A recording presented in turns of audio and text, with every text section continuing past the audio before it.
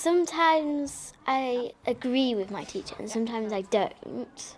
And it's nice to sort of say what I think about it and not just always what other people do. It's nice to have sort of like your own opinion about something. The pupil voice is just one element of a new teaching technique called lesson study. Is there anything there that you felt that would have helped you in any way? Examples of persuasive writing in front of you? It might have been good to, like, in our pairs, swap our work so we could see what we'd done. Right, so if you'd have had both and worked on each other's and just... Yeah, that's a really good idea, actually. This whole model of lesson study really is giving us a language in which to talk about the learning and the pedagogy that goes on in school, other than just the sort of superficial, how did your lesson go today kind of thing. Teachers at Fountains Primary School near Harrogate are using lesson study, part of the renewed primary framework, to improve pupils' writing. So how does it work?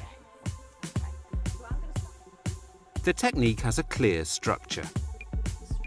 Firstly, teachers meet as a group to decide a focus. Today it's literacy.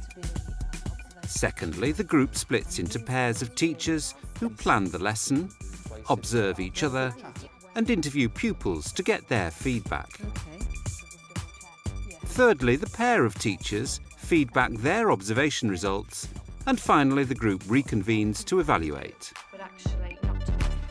With one lesson study cycle recently completed, the school are keen to decide the focus of their next one. Are we all happy to carry on with the curriculum target, the sentence construction? Because it's been really powerful, I think, to look at that in a bit more detail. And we only concentrated on the lower attaining children. Do you think it's a good idea if we now move on to the higher attainers? That's a good idea. I think so, because the data's still showing that that's the area of weakness, isn't it? Although it's obviously improved through the work that we've been doing. We looked at our data. We looked particularly at writing. We'd done a lot of very detailed analysis of the bands and strands throughout the school, and one thing that came out very clearly was sentence structure seemed to be the weaker area. So having identified that, it was a case of narrowing that down to the specific objectives. What do we need to teach our children to be able to get them to that next level? This time I want to look at the Year 6 progression into Year 7, really thinking about their use of language overall, but also in terms of the overall balance of the writing. The primary framework really helps us in the planning. It's very easy in that document to see how those objectives move from year to year and what the children need to do. For their first lesson study, staff decided to pair up across the key stages. Last time we paired up with as much variety as we could, didn't we really? So are we going to stick to the same pairings? I certainly found that last time that pairing was really, really useful. Don't often get the chance to be peer assessed by a teacher who's primarily looking at infants, so that sort of change of perspective was really useful for me. Excellent, so we need to break into pairs to do that planning, really. First to plan is Year 5-6 teacher Stuart Ellis with Year 1-2 teacher Jill Pemberton. So really I was looking at how I could really push on my higher attaining children. Donna also, who's a real high flyer, I thought again that sort of peer working with somebody else. I've actually linked her up with Amber, and Amber again enjoys writing but really does need to develop her skills in terms of how she's constructing her sentences. So I thought that they'd make a really good pair together. I think I'll be looking there at whether one child dominates the other in the pairings, because as you haven't done that before, that's a bit more of an open-ended thing to be doing. Next, it's the turn of reception teacher Georgina Ray and Year 3-4 teacher Rachel Bush. Right, I want to focus on punctuation and sentence construction. These are the children that, yes, they still need to be guided, but often I can see them away working, but it'll be interesting for us both to watch that process. And even though I'm guiding them, I'd like to see what they can do and what kind of talking they're doing between themselves and how that feeds into their final piece of writing. Lessons are then peer assessed. So your activity really is to look at the writing that you've done and to assess that against the success criteria and try together to come up with a revised draft. Can I just ask what improvement you've made so far? Well, connected there at the beginning of the sentence. Right, so is that what sort of connective would you say that is? Like Effective. Yeah. It's effective, yes, and it's also a bit like it's a cause and effect, isn't it? It's the effect as a result is like an effect of something happening, isn't it? Yeah. Well done, that's a really good start, well done. What you do is to join those sentences together and add some more detail, make it more interesting. You know, you instantly said, why did the teacher panic? Because the fire alarm went off, OK? So you're just going to focus on maybe extending those sentences into a paragraph, adding more detail, using these techniques here to make it more interesting than the light went out, the teacher started to panic. That was really good, because the light went off, and then something... The teacher started, and then something lit up the room, but not the light. Alyssa, would you read yours out, please? Think about one compliment, one thing to improve on, so listen carefully.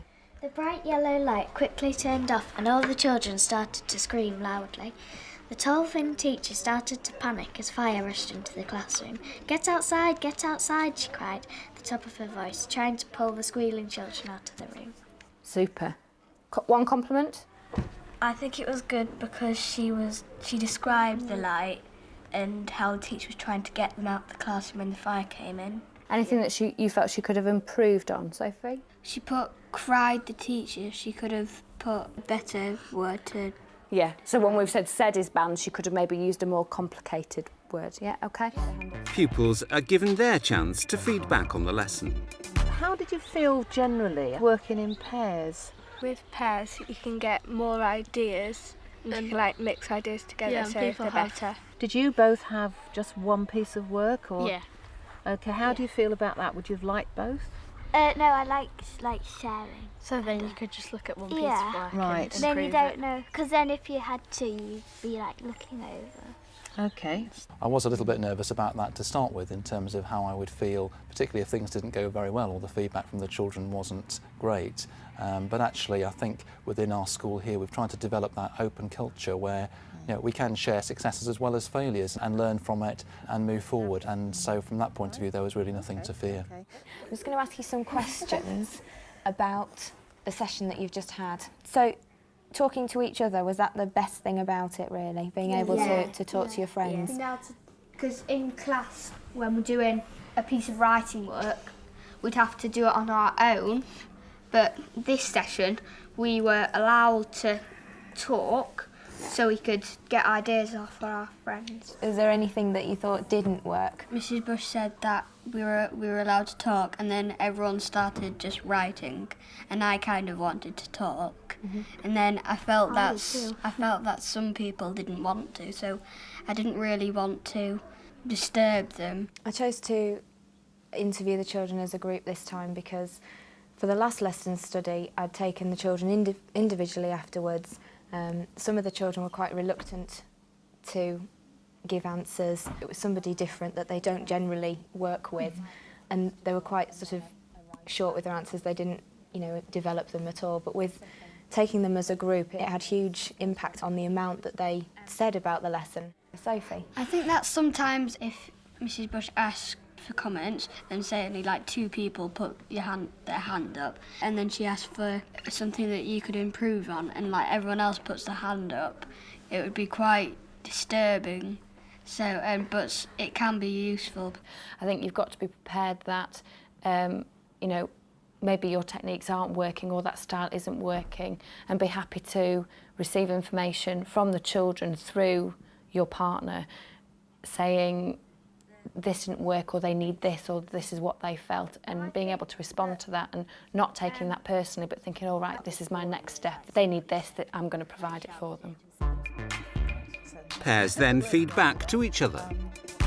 They all commented on the connective display. They said they make use of that a lot. Yeah. And they very much liked having those cards. They thought they were really useful. And I did notice that they used them as a systematic way to tick off, well, we've done this one, let's have a look for this next one, Right. which was excellent. So it sounds like it might be worthwhile producing those type of success criteria cards for other writing genres, really. The problem with formal lesson observations is that it focuses very much on giving teachers a level. And it's a little bit like when you give feedback to children on their work. if you put a grade on it, all they look at is the grade. And I think that's very much how teachers see it when they see whether you've been good or outstanding or inadequate or satisfactory or whatever.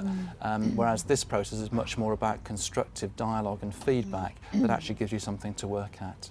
The children said that they found that sometimes before the session they'd just put commas and things anywhere, but they said that really in that session it helped them to focus on where they needed to be, and you were giving lots of input and helping them to just check their work. Yeah, that's good, because I actually thought on that bit, I wondered whether they were just saying that because that's what I wanted to hear, but if they've said that to you, then that's reassuring. I think that most lessons have got better since the last interview because of the things we've said about the lessons. It's just made it a lot better. I didn't like English much last time, and then when we did the interview, I liked it more. I feel happy now, and I felt good about doing the interview once you've actually said it to a teacher. I think it was Sophie said that the thing that she would have liked would be separating the time to talk from the actual writing time, because she was quite keen to talk to somebody about it and share some ideas. But everybody else, sort of, like you said in the session, they went straight down to their work. So for her particularly, it would have been nice to say, right, you've got 2 minutes talking time or whatever. Everybody has to talk, you know, to each other and share ideas, and then have the 5 minutes afterwards. Ultimately, we're here for the children, and it's the children's, not judgments, but their perception of that process that's important. And to get that directly from them, who you are working with, the whole thing becomes more effective because you're listening to them and basing future work based on what works for these particular children. And I think that's why it's an ongoing process. It's not saying, well, you know, I've taught a lesson however many years ago and this worked well then. You're actually identifying with the children you're working with at hand. All findings are pulled together and the evaluations begin. It was useful to find out what the children thought of it, and all of them found it really helpful to have the prompts right in front of them in terms of the success criteria. So that was a really helpful thing that's made me think that I would probably want to create those sorts of prompt cards for all the different writing genres, which would be helpful for them to have right in front of them rather than just being up on the board, which is at a distance. I've had plenty of assessments in terms of my teaching as I've developed as a teacher, but it's always felt very much like you've either passed or failed an exam, whereas with the lesson study it's just as constructive, but it's more so because you're actually getting everybody's feedback and you feel that you can do something with that and together improve the teaching and learning for all the children. In terms of organisation, you do have to be a little bit creative. In our 2 cycles, we've had one person who's come in on supply for us to free up people to be able to take part in that lesson study. And each one has been effectively 1 day's supply for us in our small setting. So it's been a very cost-effective way of delivering that CPD. Because of the benefits, I think we would really say no if it's a question of choosing between lesson observations and the lesson studies. I think we would go for the lesson studies every time. Yes.